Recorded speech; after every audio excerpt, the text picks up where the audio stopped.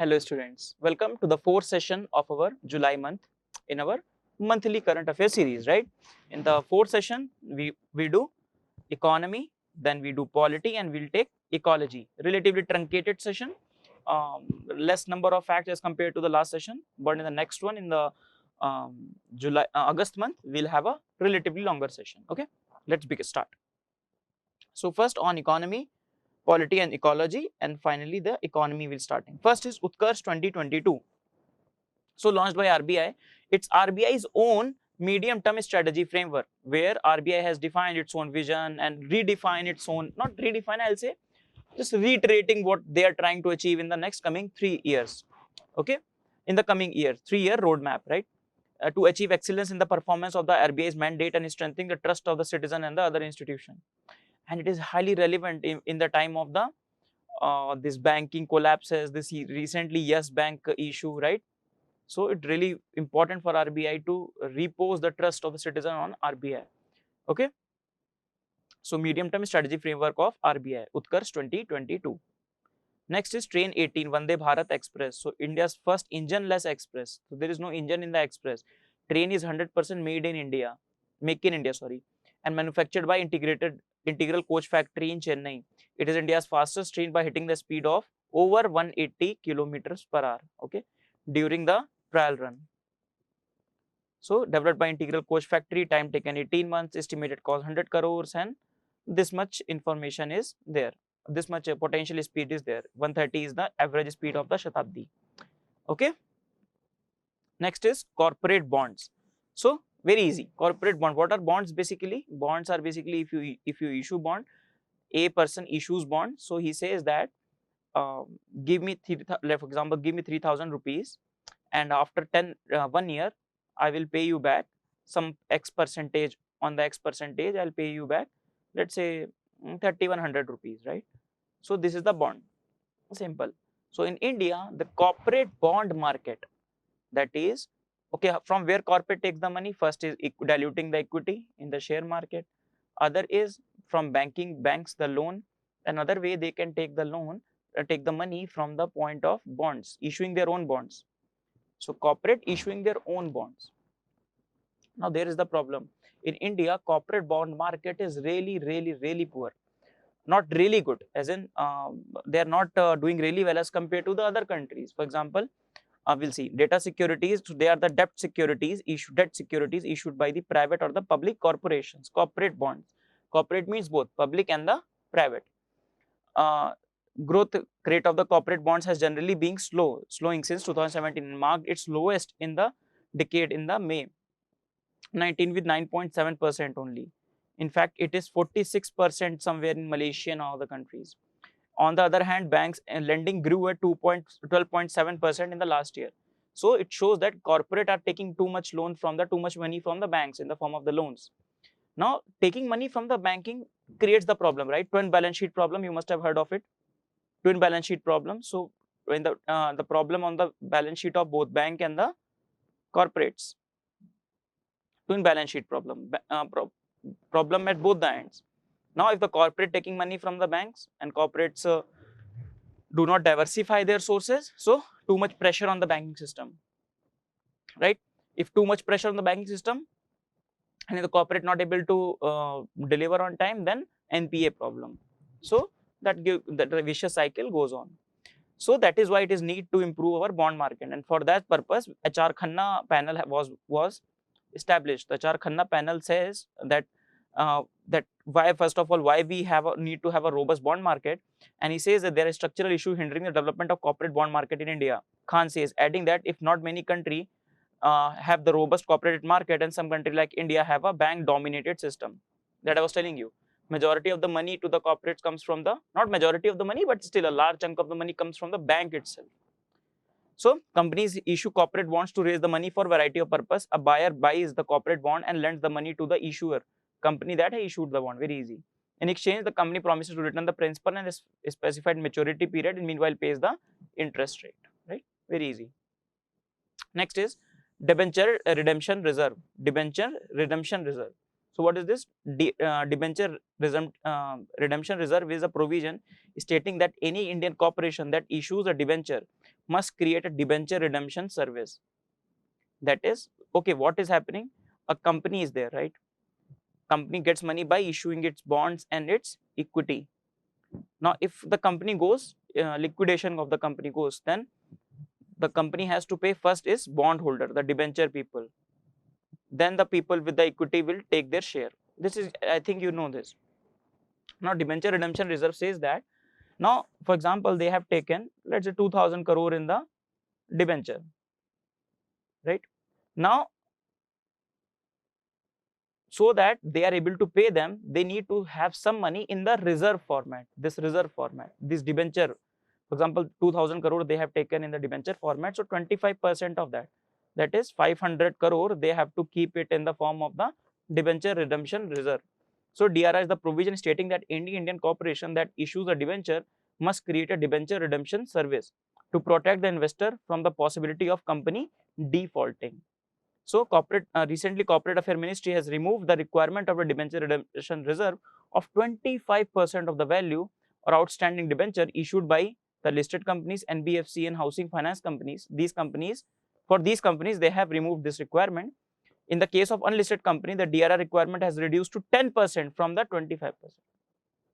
So for some companies now it is 25%, and for some company now, for some companies, uh, for some companies they have reduced to 10%, and so for some company they have reduced it altogether. Okay, earlier from 25%.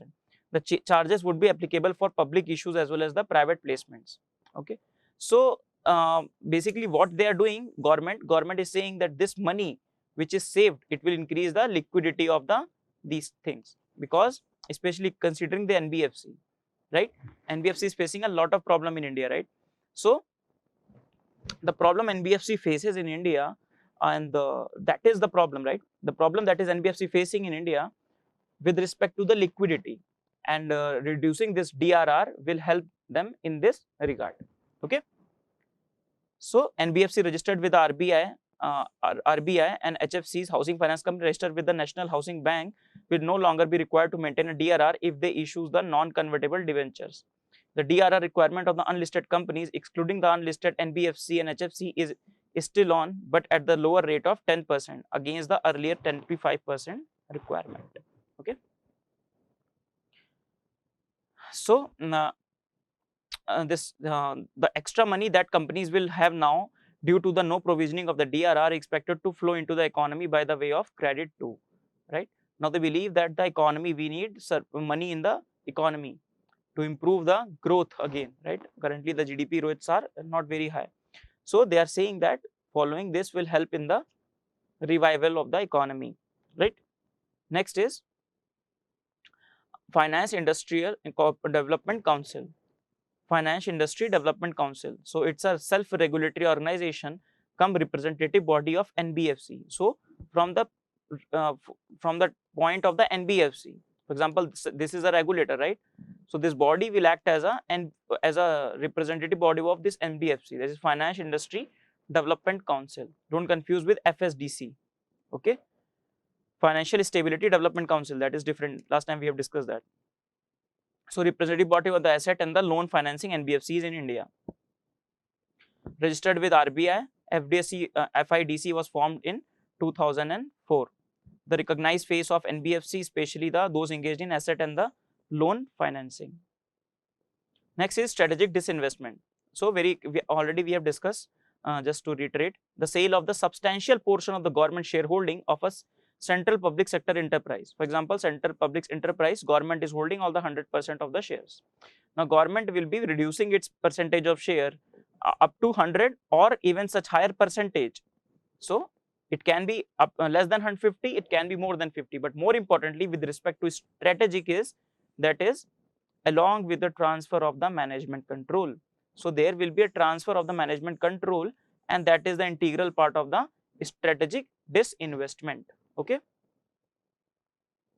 So strategic disinvestment has taken place of BPCL. You can see stake of the full of the strategic buyer. In fact, Economic Survey has appreciated and compared the strategic disinvestment of BPCL and said that it was a good move. And with so many statistics, they have proved that why government needs to provide a provide a free market regime, like market economy should be provided with the hand of trust of the government. So we already did this in the October month, new strategic decision policy. So nodal department is DPAM, Department of Investment and Public Asset Management, under the Ministry of Finance for the strategic stake sales. Who identifies the PSU for strategic disinvestment? DPAM and the Niti Aayog jointly. Who is the co-chair of the interministerial group on disinvestment? DPAM secretary along with the secretary of administrative ministry concerned. For example, the company is related to the mining, so Ministry of Mines will be involved, something like that. Next is NIIF, so National Investment and Infrastructure Fund. So it's India's first sovereign wealth fund. Okay, so create long-term value for the domestic and the international investor. So it will invest in the greenfield, brownfield and the stalled infrastructure project. Okay, the fund will invest only in the commercially viable projects and which can pay back the returns. And the corpus is 40,000 crores. They have already asked question on that, so don't pay too much attention. So 49% of the stake with the government. So quasi sovereign, not fully sovereign, because 49% is with the government and rest is held by the marquee foreign and the domestic investors such as Abu Dhabi Investment, Invector and Thames and all other companies. So NIAF 40,000 crore of corpus and the 49% is having by the government and 51 is distributed among different entities. It is run by the professional company and a professional body as a full-time CEO. Governing council is headed by finance minister overseeing the activity of NIAF. They've already asked question on NIAF. This is the question with reference to NIAF. Which of the following? Very easy. It's an organ of Niti Aayog. Wrong. It has a corpus of 4 lakh crore. Answer is wrong. Now, one of my friend told me the question can be solved right from the figure, the budget figure. If you know the budget figure, Indian budget is 30.2 lakh crore. I hope you have seen the budget video. So from there only you can solve that. This figure cannot be, you set up a fund of this large. No, answer cannot be right. 10%, more than 10% of the budget is taken by this fund. Answer can never be that. Next is base erosion and profit sharing. So must have heard of it. This question has already been asked in UPSC. So the question, it refers to tax avoidance strategies that exploit the gaps and the mismatch in the tax rules to artificially shift profit to the low tax or no tax locations. Okay, tax avoidance strategies that exploit the gaps and the mismatches in the tax rules to artificially shift profits to the low or the no tax location. Who does it? OECD, under the authority of the group of 20, G20. Under the authority of G20, launched the BPS project and had issued the action plans in 2015. BEPS is really important, especially when the leaks like Panama paper, Paradise paper, this comes in news, then goes to show that lot of money laundering, supply to the organized crime, these things are happening. And that is why FATF is also under the aegis of G20. We have seen that, right? So why in the news? India approved the ratification of the multilateral convention to implement OECD's project on checking the tax invasion. So India has approved that, we will ratify that. Details: multilateral convention to implement tax treaty related measures to prevent the base erosion and profit sharing was signed in Paris and entered into 2019. Is an outcome for the G20 and OECD project to tackle the tax evasion thing. Okay. So this is the thing. It's a framework which brings together 135 country and jurisdiction and the same thing. The whole point is to make sure that the loopholes are not exploited by the companies for the tax avoidance and the tax evasion. Okay. Next is angel tax. Last year it was too much in news. So 30% tax. What was angel tax basically? First we'll see who is an angel investor and the venture capitalist. So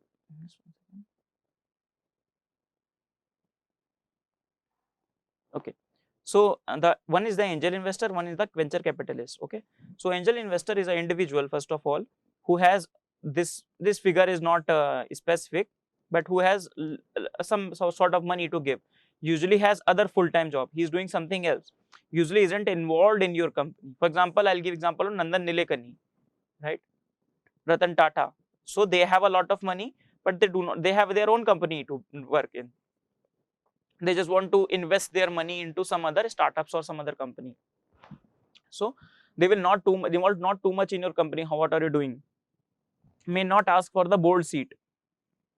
Wants to bring product to the market. Invest in the long term. They will not be that we'll pull the plug. okay, we have given you 1 crore, 2 crore, 3 crore, now work on your product. They invest in the public, they invest in the man, they invest in the product that the person is, that the person of the startup team is willing to provide, or that is providing. Venture capitalists are, so it's a company, venture capitalists are the company, they have this, again this figure is not relevant, investment as a full-time job. Their only work is to invest in different arenas, right? Wants a board seat, may want involvement in the company, wants to scale the existing offering, wants large return on investment, may help you go public. Venture VCs, they're called VCs. So angel tax, basically it's been given. So you see, a company, startup company is starting, right? Now, it first of all, there is a fair valuation, right? When a private, one is fair valuation. So fair valuation of the company is done by the tax authorities. This fair valuation is done by the tax authority. Okay, currently how much this company values, right? Now some other person is investing in the company, considering is future growth. Okay, and that is why this person is investing money in this, considering its future growth. Okay, now the problem was that this 30% tax was levied on the funding received by the startup from an external investor. So according to the tax people, that this is the only the revenue of the company, and this much extra that is they are getting, this must be taxed.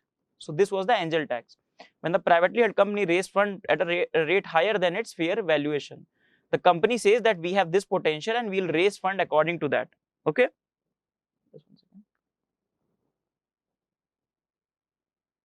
yeah, we will raise fund according to that. Okay, so introduced in 2012 with the purpose of keeping the money laundering in check.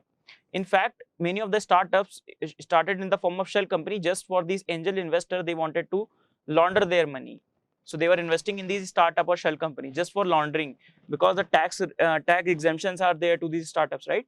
So they said that it is the purpose of the tax angel tax was to curb this money laundering activities. However, it turned out that it started harassing the startup. So startup demanded from the Indian authorities, then it should not be done.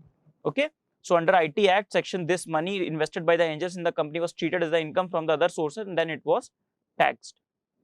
So government, okay, so that's what I was saying. Why this one? Why the valuation expert, the high valuation of the startup was backed by the expert report based upon the projected growth, their future growth based upon that. Okay, so the questioning the valuation expert could be used to strengthen the tax department case against the startup. A tax department only worrying about the tax, right? But the startup should be seen as an investment itself. Okay, startup have to cough up 30% on the premiums paid by the investor, and hence investor were not interested in paying. So startups were suffering. So the government has said, they have come up with some, those things are not really important. They said that 20 till 25 crore every investment is no issue. They said that companies which are less than 10 crores and less than 500 crore turnover, we don't have to pay angel tax. They said that every company who wants to take exemption must be registered with DPIIT, Department of Promotion of Industries and Internal Trade, right? So they have come up with these new rules to help the people. Fine. Next, the last topic of economy, that is the fugitive economic offender. The fugitive economic offender is an individual. Fugitive economic offender is an individual against whom a warrant for arrest in the relation to the scheduled offence has been issued by any other court in India, who has either left India to avoid the criminal prosecution, or who being abroad refuses to return to India to face the criminal prosecution. So these are the people will be considered under the fugitive economic offender. So first, against whom a warrant of arrest have been there, right? Second, who has either left India, so that no, I will not face the criminal prosecution. Or third, who in being in India refuses to come to India, though I will not come to India. So all those will be in the fugitive economic offender. The offences under various acts, Negotiable Instrument Act, Reserve Bank of India Act, Central Excise Tax. So these were the different acts. Now government has come up with the fugitive economic offender. They've come up with an ordinance first of all, then it became an act. So these are the fugitives: Nirav Modi, Mehul Choksi, Vijay Mallya, Deepak Talwar, Sanjay Bhandari, Lalit Modi, very old. So the act says that to declare a person as fugitive economic offender, an application will be filed in the special court designation under the PMLA Act. Under the PMLA Act 2002, so the special court will be there, and the application will be filed under the special court containing the details of the properties to be confiscated and the information about the person's whereabouts. So now the properties will be confiscated relatively easily. The fugitive economic offender will be disqualified from accessing the Indian judicial system for any civil case. Okay, will be disqualified from the assessing Indian judicial system for any civil case, and ED will be the apex agency to implement the law. Very crisp, and because this is not in current affairs, right? But fugitive economic offender always in news, because recently Rahul Gandhi, yesterday only Rahul Gandhi, yesterday means 16th of March, Rahul Gandhi has asked question in the Lok Sabha about the fugitive economic offender. Okay, so that is why they always remain in news. So this is the economy that we have ended. Now we'll start with the polity. Very short polity session we have. So quickly we'll see polity. First, the Law Commission. So Law Commission, why it's in the news? The 21st Law Commission has ended, and they have given their reports on different topics, such as they have given the report on the simultaneous election. They have given the report. They have given the report on UCC and very different thing. Law Commission's reports are really good source to quote in the examination, right? And the 22nd Law Commission is also appointed. In fact, some people were saying that some BJP leader said that made Ranjan Gogoi the law commissioner. But today in the news came that Mr. Ranjan Gogoi, who was earlier the Chief Justice of India, has been nominated as the Rajya Sabha chairman. Now, conflict of interest, separation of power is other thing, but this is the fact of the day. So, important things about Law Commission, that it is a non-statutory body, non-statute, in no statute, no constitution it is there. So, body which gives advice to the government on the complex legal issues. It has 3-year terms, and the 21st Law Commission term has just ended. 21st Law Commission under the B.S. Chauhan, Justice B.S. Chauhan had submitted its report. It is usually headed by a former Supreme Court judge or a former Chief Justice of the High Court. So remember, Chief Justice of the High Court can also be the head of the Law Commission. In 2015, the proposal was mooted to make, the law panel into a permanent body, either through an act of parliament or an executive order resolution of the Union Cabinet. So rather than having an ad hoc body after 3 years, make it a permanent body. Okay. So just to summarize about Law Commission. So Law Commission is a non-statutory body. 3 years, 1955 it started. So composition is a full-time chairperson, 4 full-time member, including the member secretary. There are some ex officio member of the Law Commission, just first as Secretary of Department of Legal Affairs and Secretary of Legal Department. Okay. So next is Union Cabinet approves the formation of 22nd Law Commission. You can see the very latest 19 February 2020. Next is section 120A of IPC. So related to the sedition, everybody knows that 124A is related to the sedition itself. Sedition which covers the freedom of right and right to expression. The origin of the section 124A was introduced by the British colonial government in 1970, when it felt the need for a specific section to deal with the radical Wahhabi movement of the 19th century, led by Sir Syed Ahmad Barawi, centered around the Patna. Not too much important. Historical perspective can be important from your modern history relevance, right? So it deters people from spreading hate and contempt against the government established by law. As per the section, a person is liable to be punished with the imprisonment for life or imprisonment up to 3 years with fine. And what is judgment? Kedarnath Singh versus State of Bihar. Supreme Court has upheld this 24A has been challenged multiple times in the Supreme Court. So in Kedarnath judgment, they have said the constitutionality they have proved of 124A, but they have given some caveats. So crime is non-bailable, no bail can be given. Non-cognizable, that is, what is non-cognizable? That is, the warrant is required before making an arrest. And there are some laws which are not cognizable only, and punishment can be extended for the life. So this one is relatively important. Let's see. Okay, sedition law, we have seen 124A definition. Whoever by word, either spoken or written, by visible representation, otherwise attempts to bring into hatred or contempt, or excites or attempts to excite disaffection towards the government established will be punished. So something like that. The government established by law.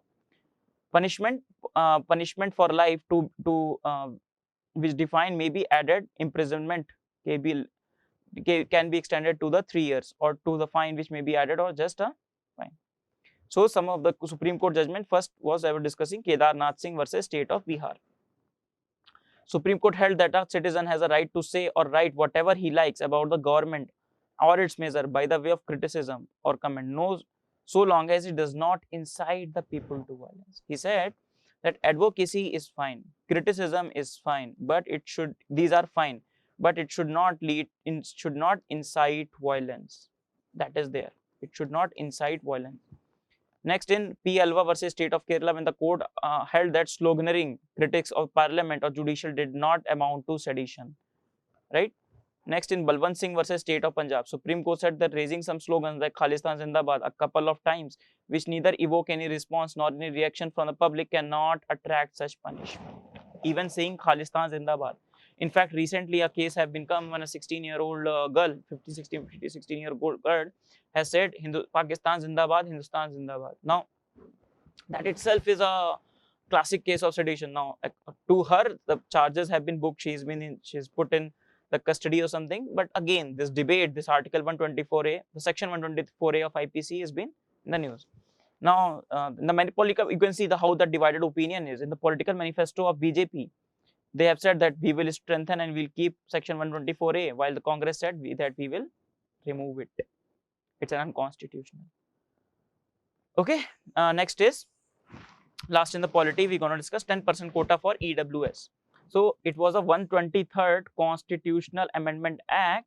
However, it was 124th Constitutional Amendment Bill. I hope you know the difference between this.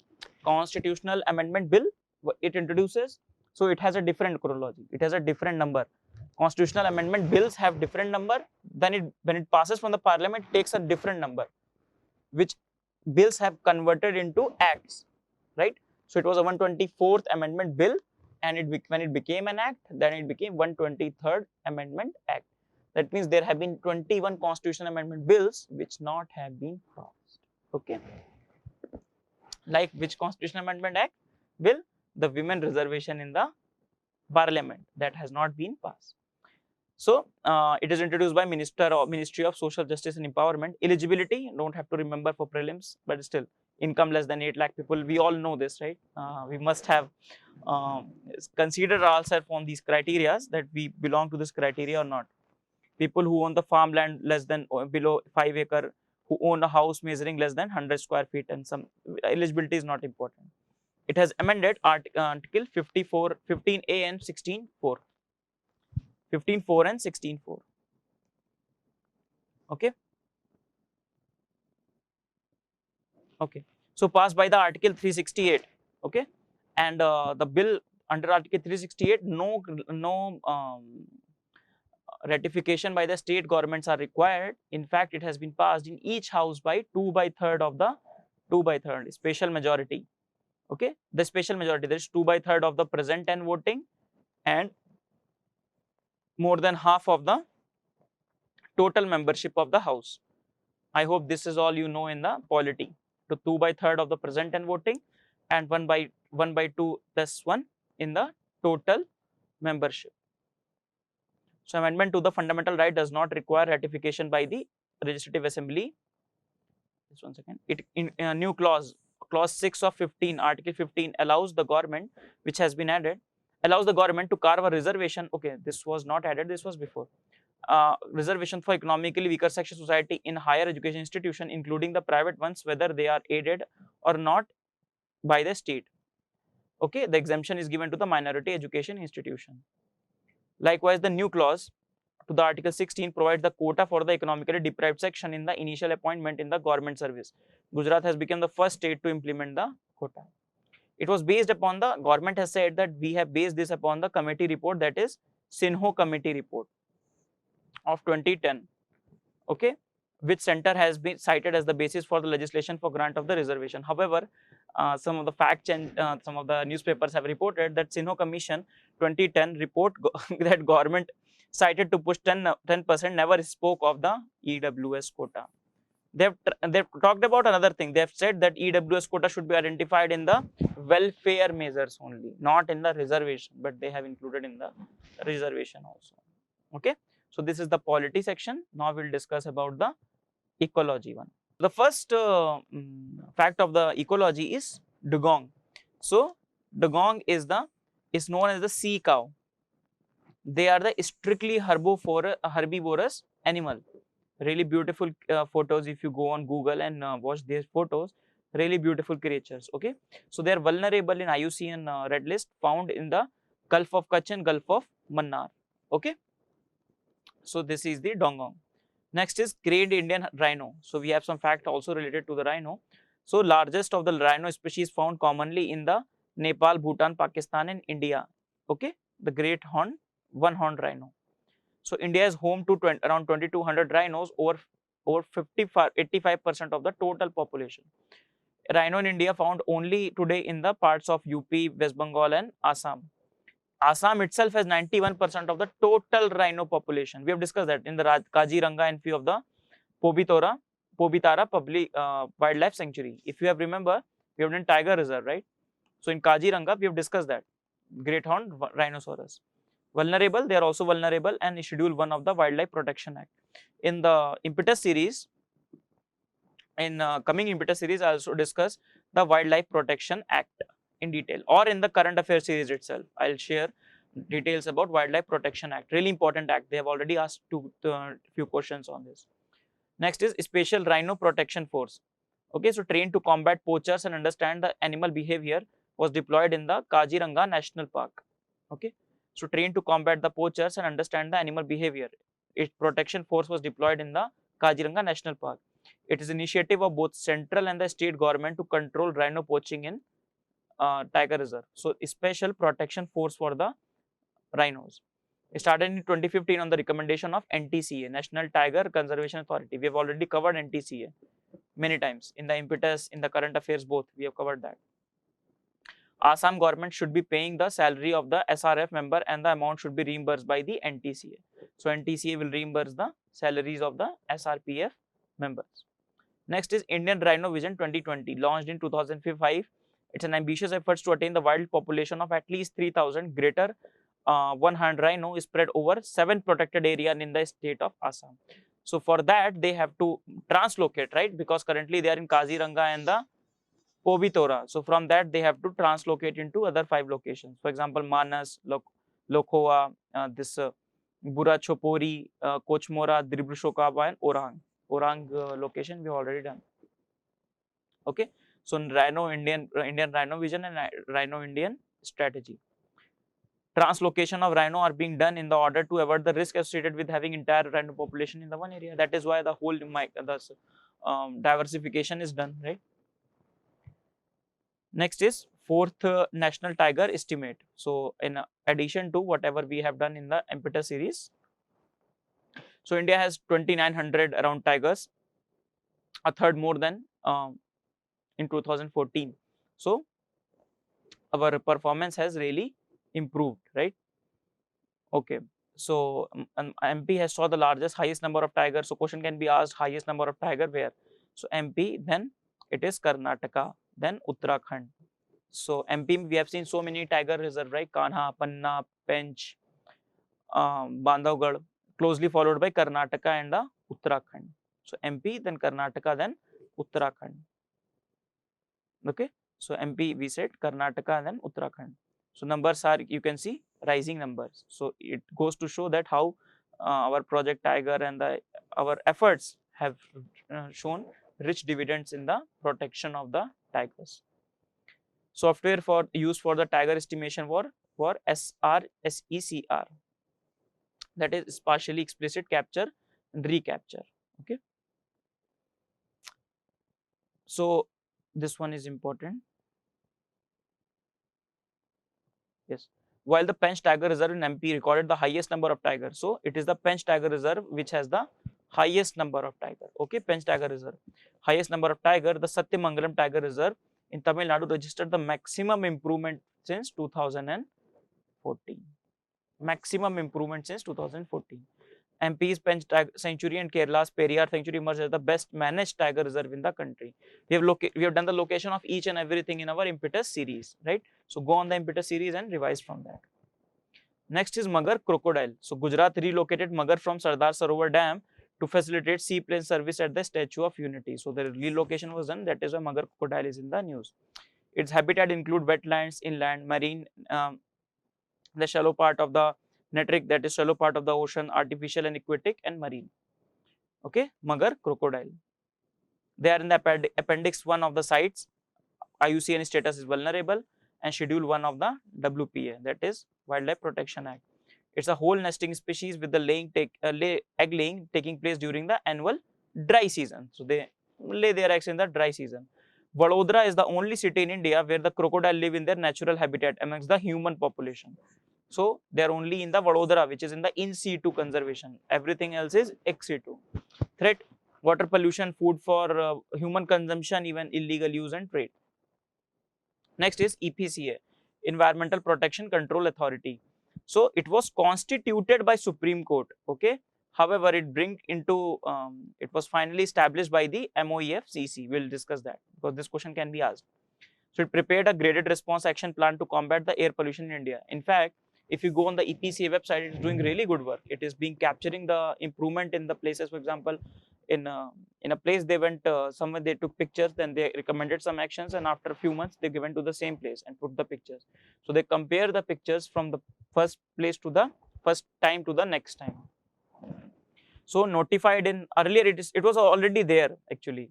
This EPCA was already there. In 1998, it is saying it's notified in 1998 by Environmental Ministry under EPA. However, recently it was rejuvenated by Supreme Court. Okay. So here you can see here.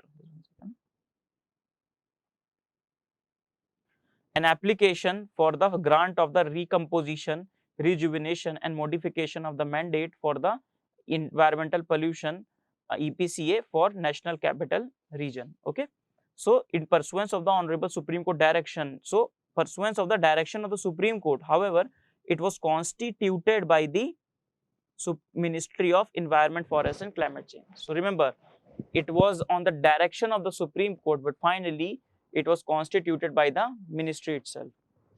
So it recommends on say many things. In fact, good recommendations they have made on the air pollution, is fighting especially the air pollution. So if you're writing in the mains answer, you can quote by EPCA has recommended this and that. Next are the dead zones, really important and both for examination and from the ecological perspective also. So they are the unoxygenated dead zones appear in the waterways wherever algae or the overfed, wherever algae are overfed by runoff from the human activities. So it's very easy. So for example, we'll see from the diagram itself. So this is the river, right? So overflow of the Mississippi River. You see what happens. Mississippi River carries nitrogen-rich materials such as fertilizer, urban runoff, sewage into the Gulf. So a lot of runoff is running into this thing, right? Now what is happening? It is containing a lot of nutrients. So the fishes will eat a lot of nutrient. Then what will happen? The pollution of the microscopic organism that feed on the nitrogen blooms. So phytoplanktons, they will have this nitrogen and their population will grow. When the population of phytoplanktons will grow, then fishes will eat them and fishes will grow. Then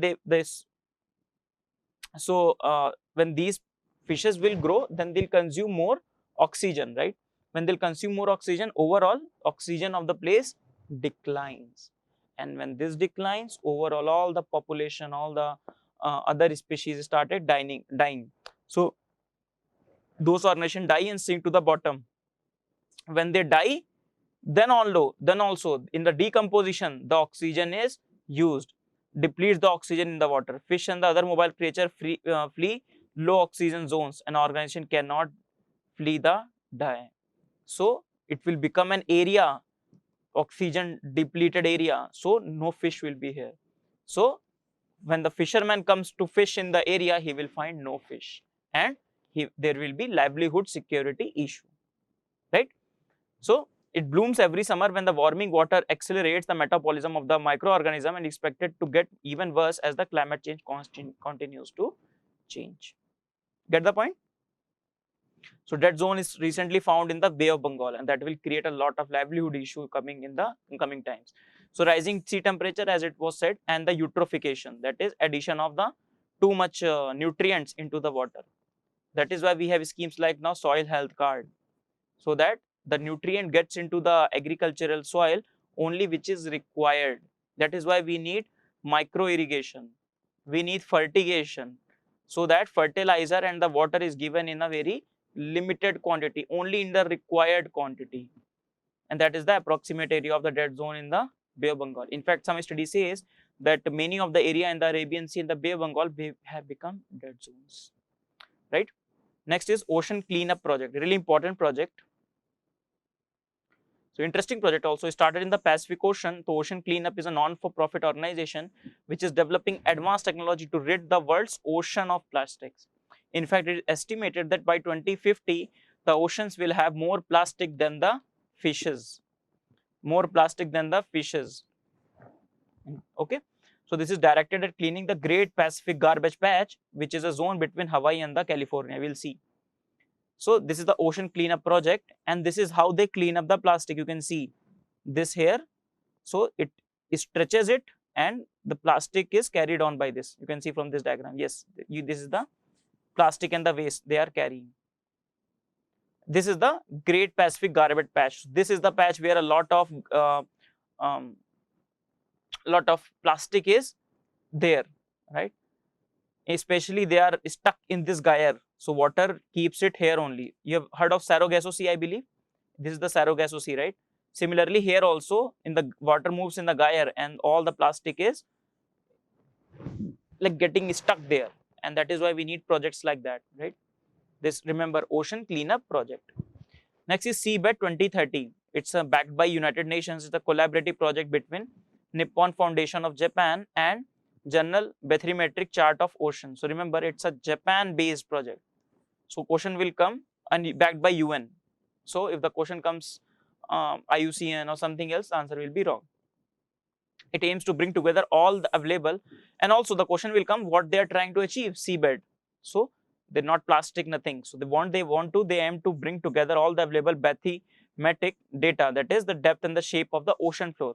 So they want to have the full data of the ocean floor. Oceanography, I think in the geography you must have done, right? So this is continental slope, continental rise, then plains are there, abysmal plains, then sea mounts, right? Islands, sea mounts, upper it goes island, and all these things, volcanoes, and so many things. So they want to map the whole ocean floor. The whole idea is we have a lot of variety and lot of resources which are still unknown to the humanity. It will help to create a map of the world ocean floor by 2030 and make it available to all. It was launched at the UN Ocean Conference in June 17. The project is aligned with the United Nations Sustainable Goal number 14. I told you in the last time which goal is related to the forest. So it was goal number 15, right? So goal number life on earth, and this is life on ocean, life on land and life on ocean. So 14 is life on ocean and 15 is life on land. Okay. So project is aligned with the United Nations Sustainable Development Goal 14 to conserve and sustainably use ocean, seas and maritime resource. The creation of regional data assemblies and the coordination centers with each having a defined ocean region of responsibility. So Nippon Foundation and JEPCO Seabed 30, 100% ocean floor mapped by 2030. Next is important blue flag certification. So blue flag certification is done by FEE, an organization known as FEE. We will discuss that also. Foundation for Environment Education. So this is a blue flag certification they will give to the beaches. So you can see in the date itself. So this project is going on. In fact, 2 to 3 years. It's been current news. In 2019 December, the blue flag certification for the beaches. The ministry this MOFCC has embarked upon the program for blue flag certification for select beaches. The certification is accorded by an international agency, that is FEE, Denmark, situated in Denmark. Okay, based on 33 stringent criteria for 4 major heads. So no need to that. environmental education, bathing, water quality, environmental management, safety and service and all this. Blue flag beach is an eco-tourism model. So what will be the blue flag? It will be,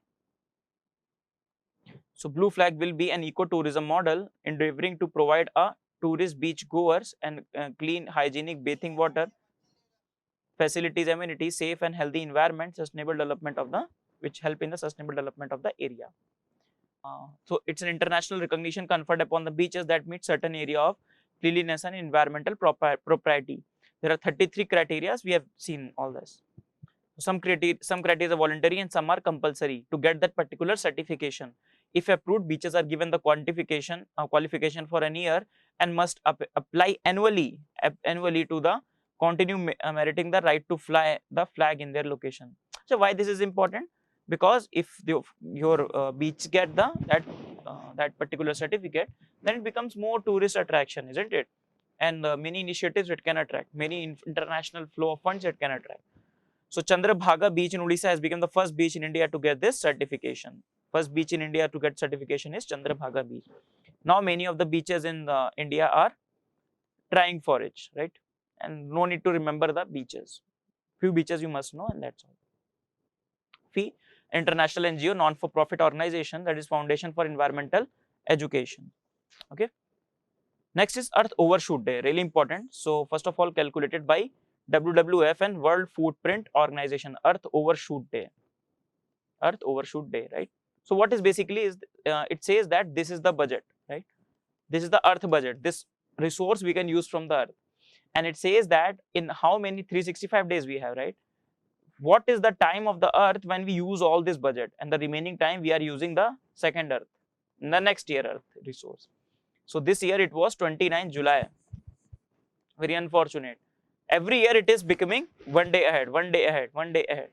So this year it fell on 29 July, which is the earliest ever, and it will happen every time. You will see one day before, or some days before. It is a date when humanity's annual demand on the nature exceeds what Earth can regenerate over the entire year. I am really pessimistic. I don't know how we will survive this. It means that on 29 July, humanity will have used the nature's resource budget for the entire year. So whatever nature has given us the budget, our greed has destroyed it all. Next is really important, again very important, deep ocean mission. So India has launched its ambitious deep ocean mission by October 2019. So it aims to explore the depth of the ocean for possibility of deep sea mining. 75,000 square kilometer of area in the international water to tap the vast marine resources. Deep ocean mission to explore a deep recess of the water. The mission proposes to explore the deep ocean similar to the space exploration started by the ISRO. How ISRO started the space exploration. Similarly, some deep space. Now they are also searching, because they have exploited all the resources of the land. Now they are searching for the resources on the ocean. So which are the bodies are involved? ISRO, DBT, DST, DRDO and ICAR. ISRO, you know, DBT, Department of Biotechnology, Department of Science and Technology, DRDO, you know, ICAR, like Agriculture Research, Indian Council of Agriculture Research. Two key project planned under the DOM are desalination plant powered by the tidal energy and submersible vehicle that can explore the depth up to 6,000 meters. Okay. So this is the current affair final video of fourth. We have done all the we have started with economy. We have finished then very small, relatively small session as compared to our previous sessions. So we started with the economy, then we did polity, and then finally we ended with ecology. Okay. So this is the fourth session. In the next, the fifth session, July 5th session, we will be covering art and culture, starting with science and technology, then art and culture, and then defense. One thing I'll want to share with you, that in the next month, from August month, the sessions will go relatively more conceptual. In fact, 1 month at least it will be like that, and I'll try to complement it with the impetus series. I will try to give the reference of the impetus series in the video itself, so that we can coordinate among the videos and get the more relevant content for us. Okay, so see you in the next class. Thank you.